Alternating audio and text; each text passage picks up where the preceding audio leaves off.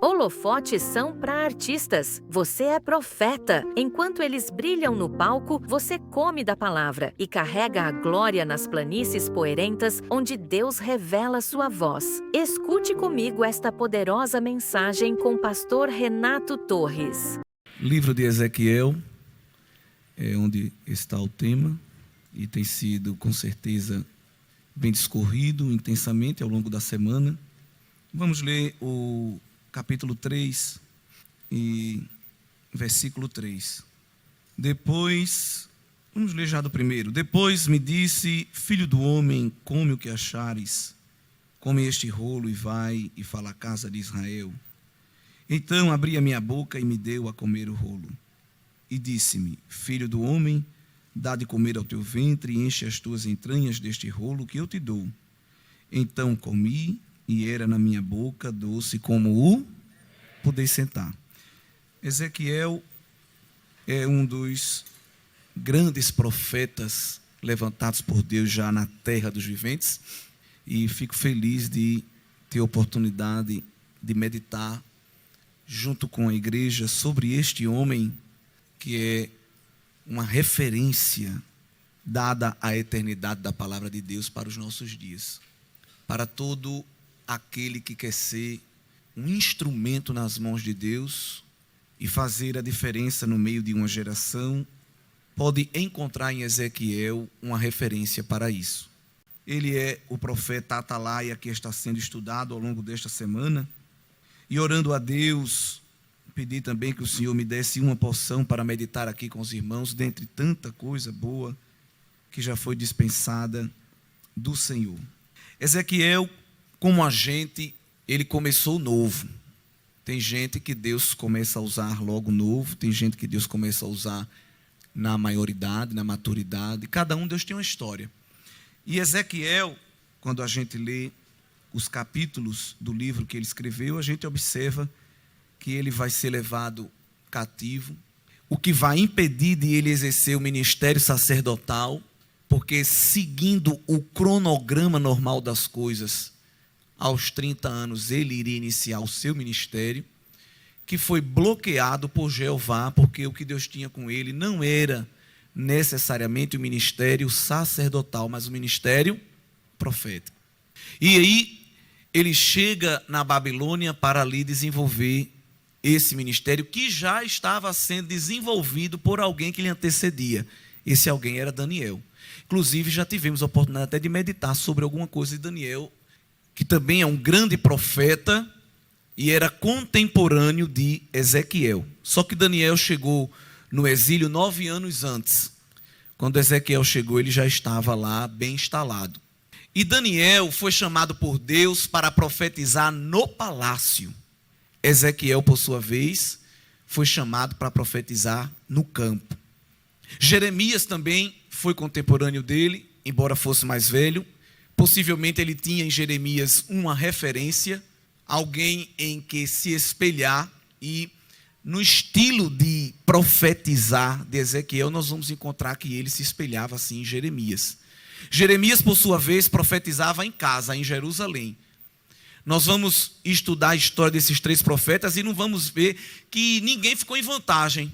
Independente se estava no palácio, no campo, em casa ou fora de casa, todos eles sofreram as lutas de quem foi chamado para esse ministério, e todos eles também vivenciaram experiências grandiosas com Deus. Assim como Daniel, Ezequiel é considerado profeta exílico, igual João. João, no Novo Testamento, profetizou exilado na ilha de Patmos. E Ezequiel e Daniel profetizaram no Antigo Testamento exilados na Babilônia.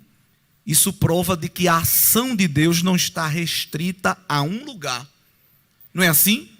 Porque se o nosso Deus fosse um Deus preso a uma porção geográfica, não teria existido o ministério de João, nem de Daniel e nem de Ezequiel. O templo havia sido destruído, a terra tinha sido assolada, os algozes que levaram o povo de Deus cativo não deixaram nenhum rastro. Quando a gente lê Ageu, nós vamos observar Deus usando ele para animar o povo a construir o templo. E o povo diz assim: a gente não tem nem material de construção, não tem nada.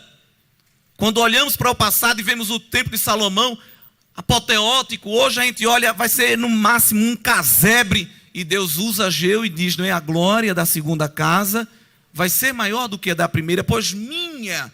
Deus não disse assim, eu tenho, porque ter significa que é uma porção. Alguém diz assim, eu tenho dinheiro, mas há uma porção, não é infinito, não é? Eu tenho roupa, eu tenho um carro, mas há uma porção. Deus não disse, eu tenho prata, Deus disse, minha é a prata, o ouro. E se eu quiser, eu dou prata e ouro para vocês fazerem um templo apoteótico. E se eu não quiser, não sai prata, não sai ouro, mas quem pode restringir a manifestação da minha glória? Era isso que Deus estava querendo dizer. E o povo se anima então para fazer a construção do templo. Assim como Daniel, como João, Ezequiel vai ser um profeta também apocalíptico. Na verdade, muitas profecias e muitas visões que se aparecem no livro de Ezequiel vão ser repetidas no livro de João. Só para você depois querer comparar em casa, a visão dos querubins que aparece no capítulo 1 de Ezequiel, nós vamos vê-la no capítulo 4 de Apocalipse. Muito parecida. A profecia contra Gog e Magog no capítulo 38 aparece em Apocalipse 20.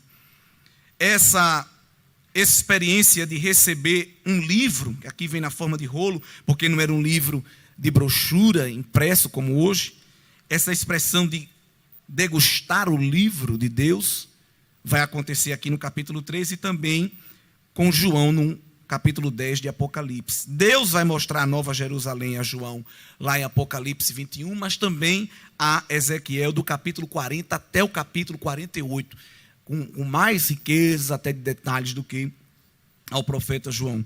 E o rio da água da vida, que também encerra o cânon sagrado no capítulo 22 de Apocalipse, vai aparecer na famosa visão de Apocalipse 47, quando um anjo tinha um cordel e ele media as águas, e as águas iam subindo até afundar completamente o profeta Ezequiel na presença de Deus. A palavra Apocalipse é até interessante, porque ela significa remover o véu.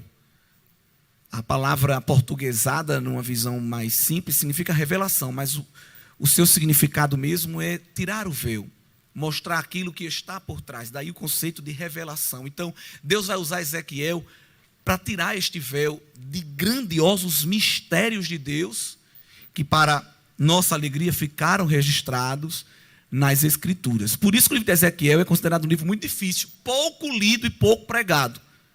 Uma bênção SBJ ser amparada neste livro, porque, como os demais livros apocalípticos, é uma literatura difícil, porque tem muito símbolo, muita figura e também tem porções literais. Quando a gente lê Daniel, Ezequiel e João, nós temos que nos perguntar se aquilo que Deus está falando é figurado, é simbólico ou é literal, para depois não estar misturando uma coisa com a outra. Esse profeta, irmãos, se fosse trazido para os dias atuais, Ezequiel ia ser tido como louco. Ele era muito excêntrico, parecia um pouco com João Batista. Ele fugia do padrão, do status quo. O rótulo dele era diferente, a maneira dele profetizar era diferente. Ele usava muito representação simbólica, que se inspirou com certeza em Jeremias. Ele usava, às vezes, até de mímica para profetizar. Não era aquela profecia convencional. Se Ezequiel chegasse hoje no culto e profetizasse, alguém ia dizer que ele estava precisando se consultar com um psiquiatra. Ia chamar ele monteiro, movimenteiro, seria um elogio. Porque era um jeito muito excêntrico e vai ficar registrado nas Escrituras para que a gente possa, evidentemente, depois comparar. Se você relembrar, ele lá no capítulo 4 vai fazer um modelo, uma maquete de Jerusalém cercada, sitiada, bem didático, bem lúdico, né, na maneira de profetizar. Imagine eu chegasse aqui hoje para pregar com uma maquete e ia soar talvez estranho, não é? Ou ficar deitado sobre o lado esquerdo 390 dias e depois se virar para ficar deitado do lado esquerdo por mais 40. Ali também estava sendo representada uma mensagem e ela aparece também no capítulo 4. Ou então quando ele raspou o cabelo, isso aparece no capítulo 5, E uma terça parte ele queima, outra terça ele corta com a espada e a outra ele joga no vento, também com um significado. Então era um profeta diferente. Agora é evidente que tudo isso que ele fazia era inspirado e autorizado pelo Espírito Santo de Deus. Deus vai preparar ele dizendo, olha, quando tu começar a profetizar, não pensa que o povo vai dar glória a Deus, aleluia, levantar a mão, se arrepiar, chamar para tirar foto e convidar para pregar de novo. Não, o povo vai rejeitar a tua mensagem. Mas profeta que nunca sofreu rejeição não é profeta. Profeta, parece que é inerente do seu ministério sofrer uma ou outra rejeição aqui ou ali. E Deus vacina o coração de Ezequiel dizendo, o povo vai te rejeitar porque eu estou endurecendo o coração do povo. Agora, tão duro quanto é o coração do povo, eu estou fazendo dura, firme, a tua fronte, como diamante. E Deus, que é o Criador de tudo, Ele sabe que o diamante é o minério mais resistente. Deus não disse ouro, porque o diamante risca o ouro, mas nenhum minério risca o diamante, porque a posição, o arranjo dos átomos dá uma estabilidade ao diamante que nenhum outro minério tem.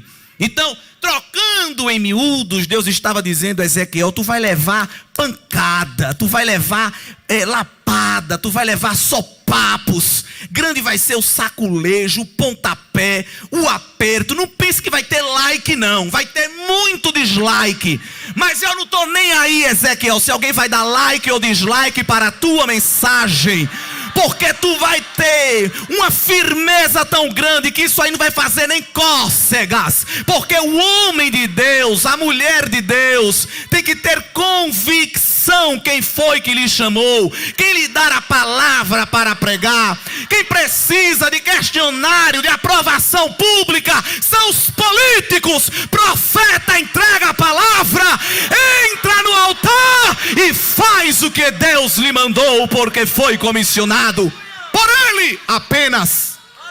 Se você é desse ou dessa que faz vídeo e corre para ver quantos likes você tem, você é um crente geleia, você não é diamante. Se a tua convicção se derrete baseado na quantidade de aplauso que tu recebe, tu não és diamante de Jeová. Agora o diamante de Jeová, ele sofre a resistência, ele sofre a oposição, ele sofre a ridicularização, mas tudo passa e ele permanece. Eu estou aqui, Senhor, tu me firmaste, tu me sustentas. Deus investe primariamente na personalidade do profeta. E sabendo que ele ia sofrer muita resistência, diversas vezes Deus vai usar na boca dele a expressão, e saberão que eu sou o Senhor. A maioria dos hinos que cantamos e das pregações que professamos dizem, vão saber que tu é filho do rei. E vão saber que tu é queridinho de Jeová. E vão saber que você é amada do céu. Deus não disse nada disso para Ezequiel. Deus não está preocupado em melhorar a nossa aceitação diante do mundo. Se você está servindo a Deus pensando que Ele está movendo o anjo, o arcanjo, querubim, serafim, para as pessoas olharem para você e dizer, eita, olha como ela é, gostei, você está servindo ao Deus errado. É melhor mudar o que está cantando, é melhor mudar o que está pregando, porque para Ezequiel Deus disse, ei, tu vai sofrer, tu vai ser perseguido, tu vai ser não compreendido, mas tem uma coisa, no final de tudo, alguém vai olhar e vai dizer, ele serve a um Deus, o Deus dele é Deus, o Deus dele é grande. É para isso que nós estamos aqui, para o mundo olhar para nós e saber que o nosso Deus é Deus. A teologia egocêntrica, antropocêntrica, humanista está mudando isso. A gente quer ir para um ciclo de oração e quer ver Deus usar um vaso e dizer assim, eu vi quando alguém disse que você era feia, mas quem vai ficar feia é ela, porque eu gosto de você. A gente se arrepia todo, chora. Se não chorar, pelo menos faz que chora. E sai contando para todo mundo, você viu o que Deus disse? Que ela me chamou de feia, mas quem vai ficar feia é ela. Vai aprender a ser crente, rapaz. Ninguém tem que saber o que tu é não, tem que saber quem é o Deus que tu serve. Lá na tua casa alguém vai ter que dar glória a Jeová, porque vai ver Ele na tua vida. Ele é quem vai aparecer na tua vida. Ele. 62 vezes essa expressão aparece em 27 dos 48 capítulos deste livro.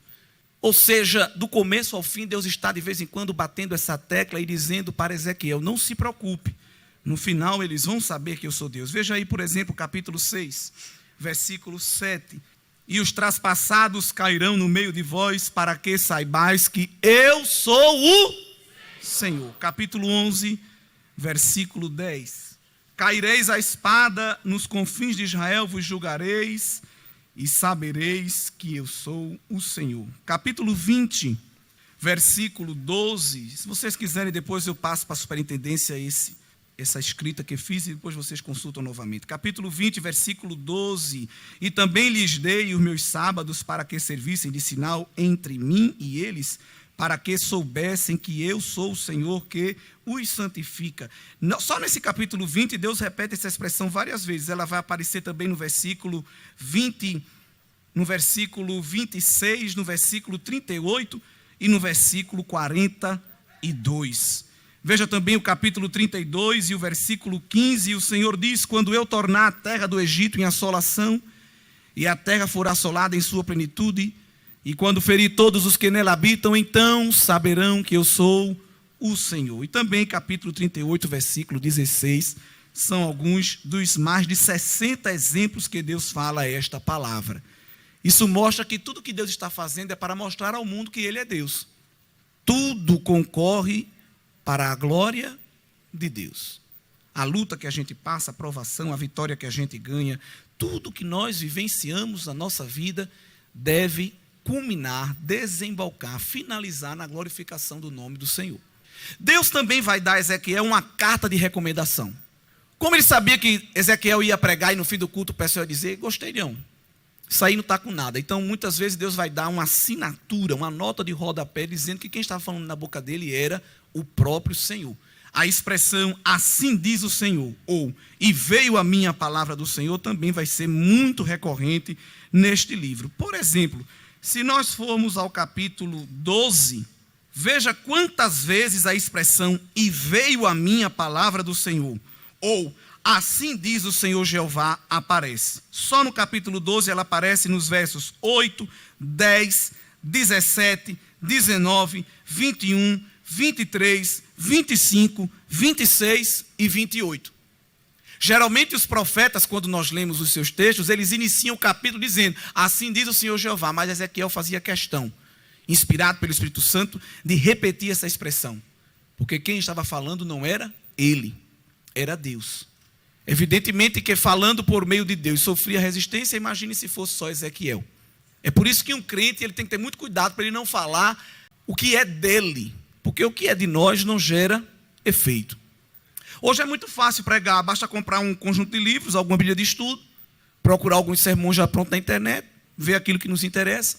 Vou pregar na EBJ sobre Atalaia. Pega um bocado de dicionário, pega um bocado de enciclopédia, baixa um bocado de aplicativo, lê tudo sobre Atalaia, tudo sobre Ezequiel, tudo sobre o profeta. A única coisa que esqueceu de fazer foi abrir a Bíblia, no capítulo 3 de Ezequiel, e ver, não só o que Champlin, Moody, Mateus Henry, não sei quem está falando, mas o que o próprio Senhor está falando.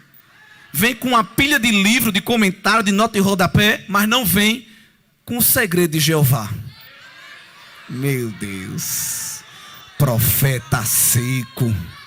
Isso no mundo corporativo, numa agência, numa empresa, funciona. Mas diante das coisas de Deus, é como um sino que ressoa vazio. Mas quando vem com o segredo de Jeová, vem descalço, vem despenteado, vem sem o dinheiro da passagem de volta, porque veio na vinda de carona. Mas vem com um segredo de Jeová, que quando abre a boca sai como flecha, entra no coração de quem ouviu, e não dá nem tempo de ver quem foi o profeta. Quando procura, cadê o profeta que estava aqui? O Senhor Jeová escondeu, ele só veio trazer a mensagem. Fica tu com a mensagem, que o profeta ele já está em outra. Hoje o profeta entrega a mensagem, espera 5 segundos para ver se alguém fez um vídeo dele, uma foto. Se ninguém fez, ele pede para alguém fazer. já deixa encomendado. Ele nem terminou de sentir o coração pegar fogo, já está fazendo o upload do vídeo dele profetizando, e um olho na profecia e outro na curtida. Mas quem é como Ezequiel não tem tempo de ficar olhando o Instagram. Eu não estou demonizando rede social não, mas o profeta está ocupado com a mensagem. Tu vis que os gráficos mostram que essa semana tu tivesse menos curtida? Vi não, rapaz, porque eu já estou em ultra, eu já estou ali, ó. Eu profetizei na Etiópia, estou no Egito, Jeová mandou ir para a Síria, e já já eu vou chegar na tua casa também, terra seca. Tenho algo de Deus para ti também, que está sendo preparado. Não é fácil falar de Ezequiel, porque quando a gente começa a meditar Ezequiel, a gente vê que nós estamos um pouco distante. Ezequiel profetizou para um povo que Deus só queria falar para eles cajado. Você chegar num culto e dizer assim, olha, Deus está te abençoando, vai abrir uma porta, é muito bom. É bom receber bênção de Deus. É bom pregar assim, cantar assim. Até porque o nosso Deus faz tudo isso. Agora, quando você dobra o joelho, Deus me use, e o roteiro só vem com cajado, você olha para a folha, vira, rola o rolo da profecia de um lado para o outro. Mas Deus, será que não tem pelo menos uma jujuba aqui, uma cereja? Essa sopa, esse pirão está muito grosso. E você já viu botar chantilly em pirão?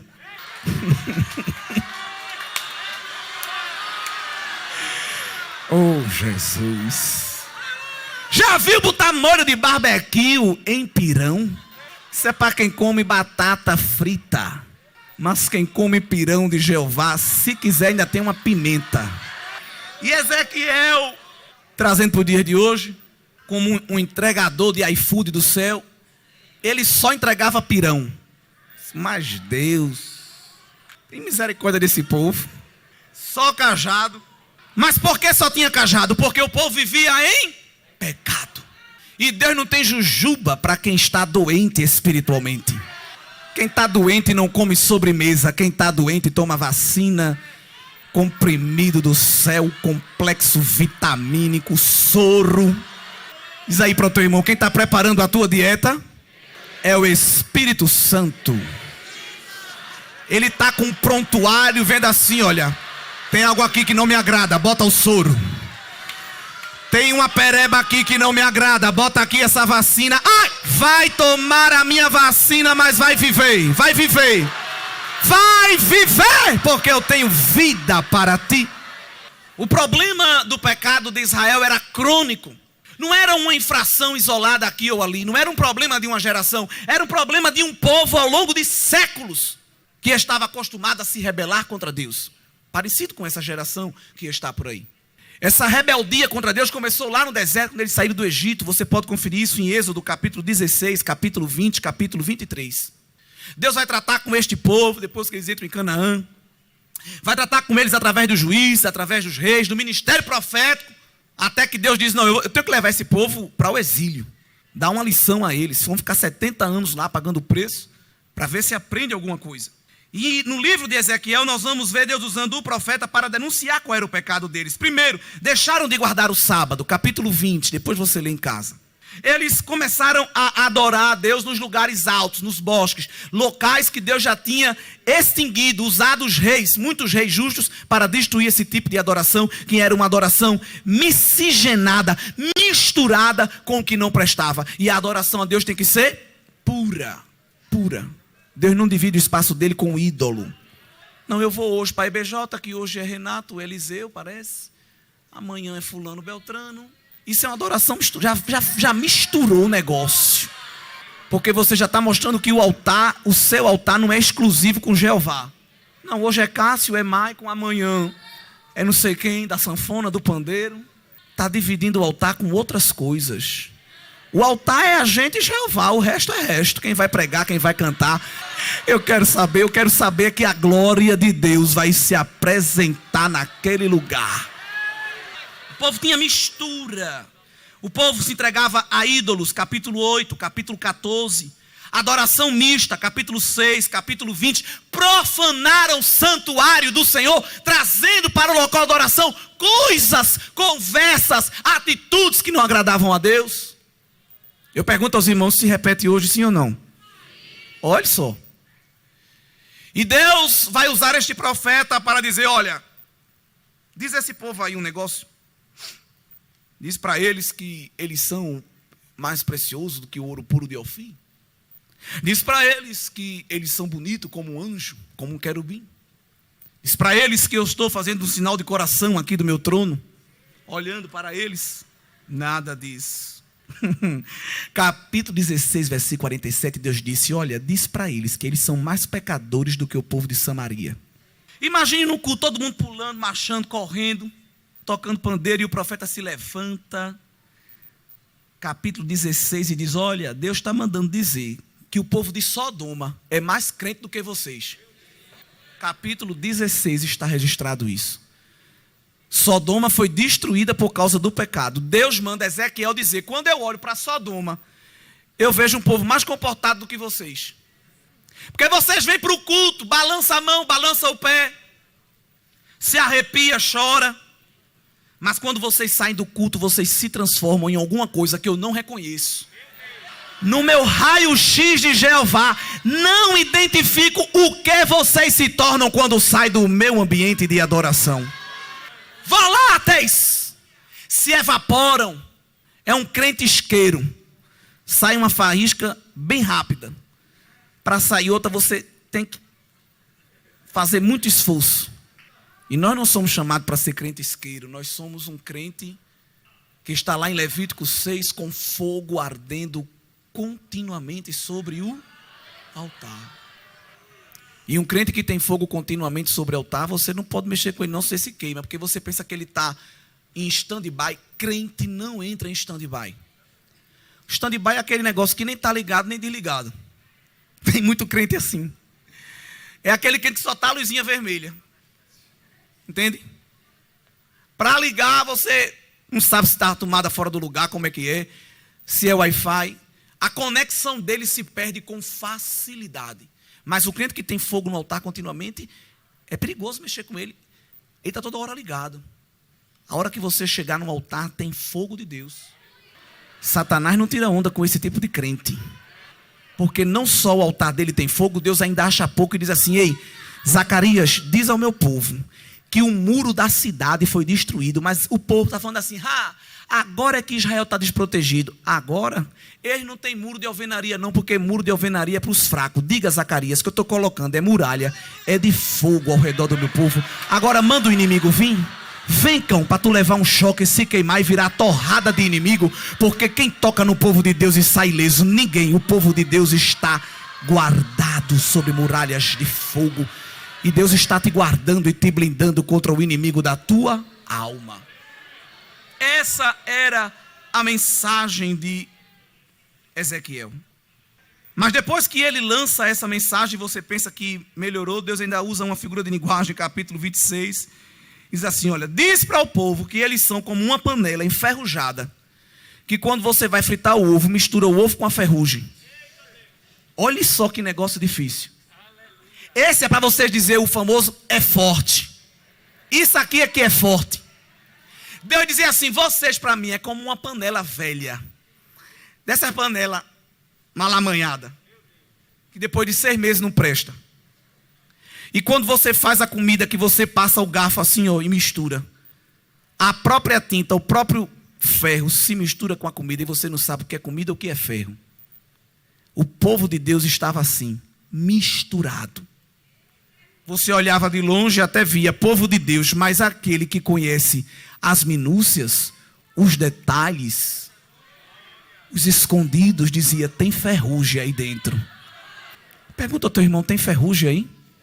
Às vezes ela é bem pequena, às vezes é um negocinho de nada.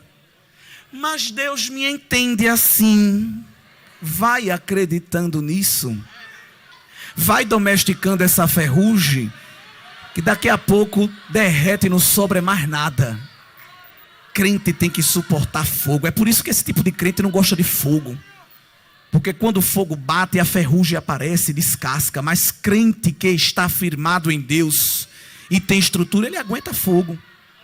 Eu disse isso aqui esses dias.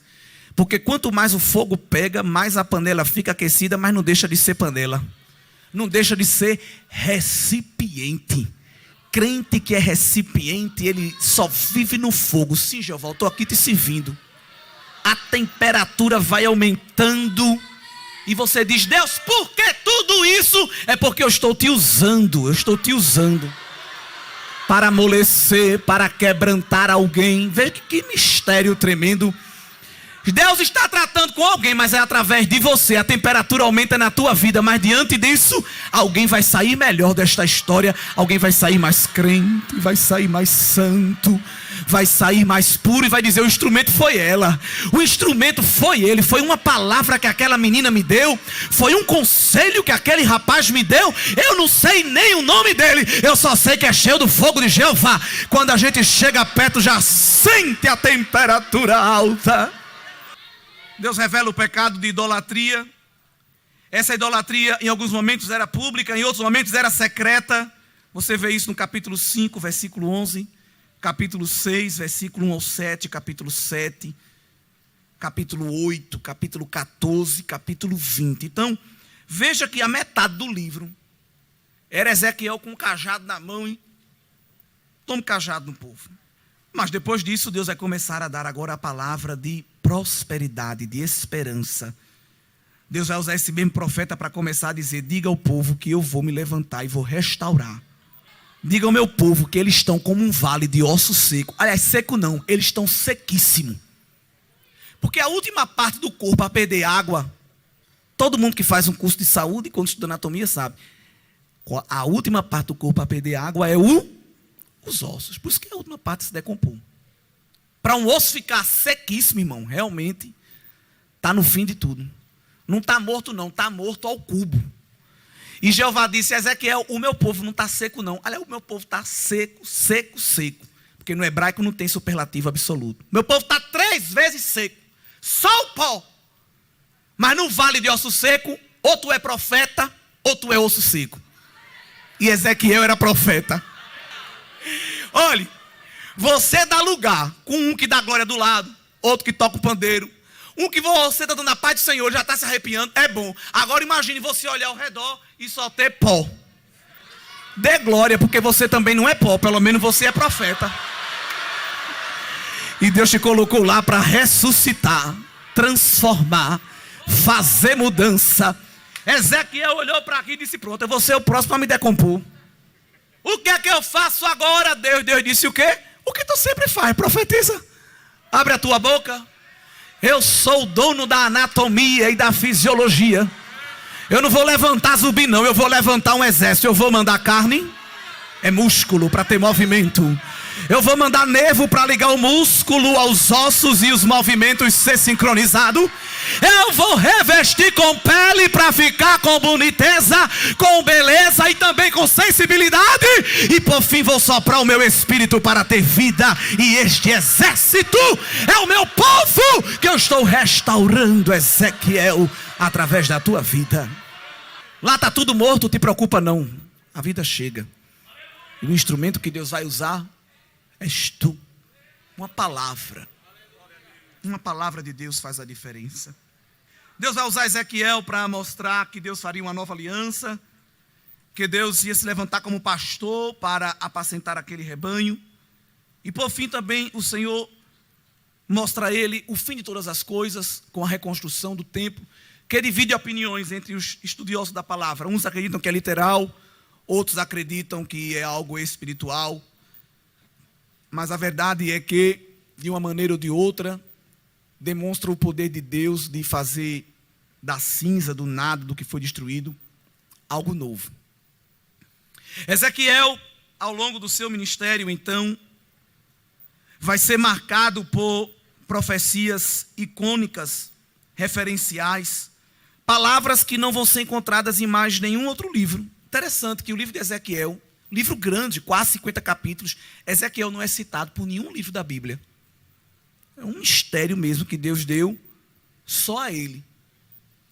Vai exercer o seu ministério durante 22 anos. Vai perder a sua esposa. A menina cantou aqui que nem tudo... Olha, veja como está encaixado. A irmã cantou que Deus não está para fazer você ficar bem, não foi?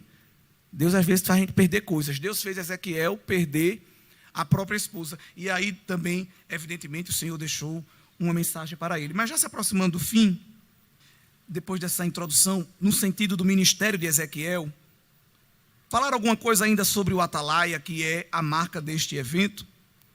Primeiro, quando Deus disse para ele que ele deve subir como um atalaia e avisar ao povo que está em pecado, para se reconciliar e se arrepender, a fim de que não morra.